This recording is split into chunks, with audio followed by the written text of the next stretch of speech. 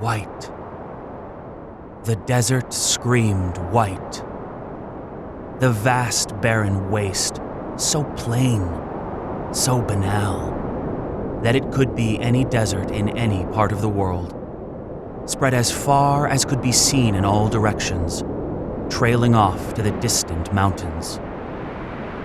On the edge of the desert's habitable zone, there rested a chapel overlooking a collection of buildings. To the east, deeper into the dunes and grains, stood the shambles of the rest of the town that had appeared overnight and faded over the decades. The desert had almost finished swallowing it and was slowly approaching the chapel. Tallest of the buildings, its bell tower penetrated the sky. The once white paint had been faded by wind and sand over the years, and it could not be established where this house of God ended and the devouring sand began. Through the desert, a figure approached. A tangle of rags bleached by the sun, wind, and sand covered the figure. It blended into the desert, only distinguishable by movement. It trudged through the dunes, climbing one side only to tumble down the next. Parts of a sermon could just be heard over the moan of the wind. Words of forgiveness, salvation, and Jesus drifted out and faded into oblivion. The figure placed a wrapped hand on the door and leaned in to open it.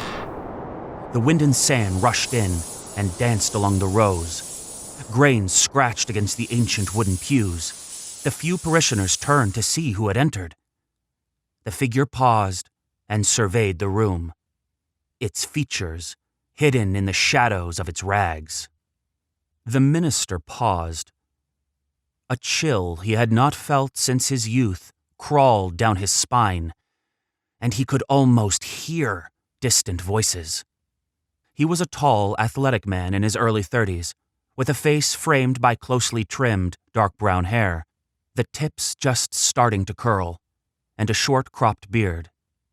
His eyes were so blue, so deep, that from a distance, folks would say they were the color of onyx.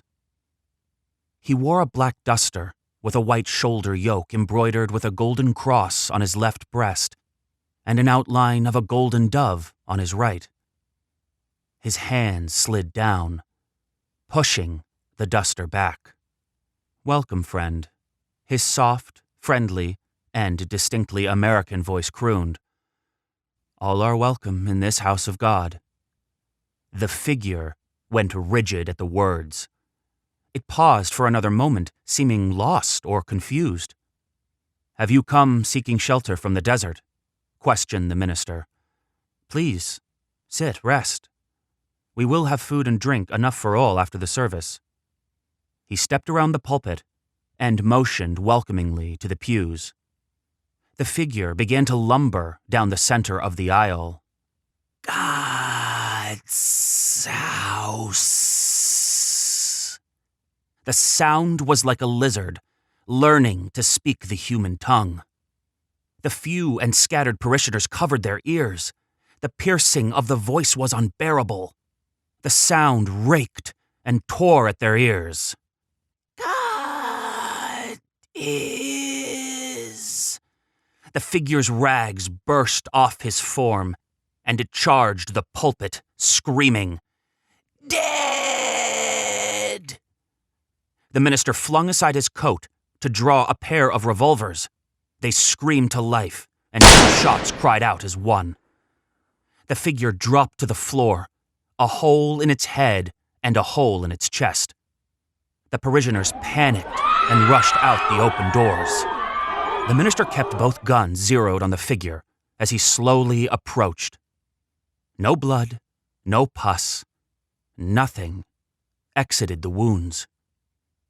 It was humanoid, 2 arms, 2 legs, a head, and the usual stuff. The bullets had torn the rags, exposing the skin beneath. Its skin was like jerky, dry and stretched. "It's a ghoul," offered a female voice from one of the rows hidden in shadow. "A lesser demon, only able to possess a corpse." A woman slowly rose out of the darkness, with her arms raised over her head. She wore a desert robe drawn back to reveal her auburn hair and aquiline features. "My name is Melissa." She kept her hands raised as she walked closer. "And you? You are Oliver Donnelly, apprentice of Garin."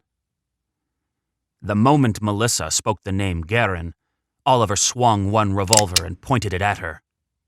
"Yes, I am. My name is posted on the sign outside," said Oliver. "Who are you? Was this ghoul here for you? And how do you know about Garin?" "This ghoul is a servant of a greater demon," answered Melissa. "I know much about demons, and even some about you. Garin was your mentor, your adoptive father, and your trainer. The weapons you wield were once Garin's. Most importantly, he was a paladin, as are you."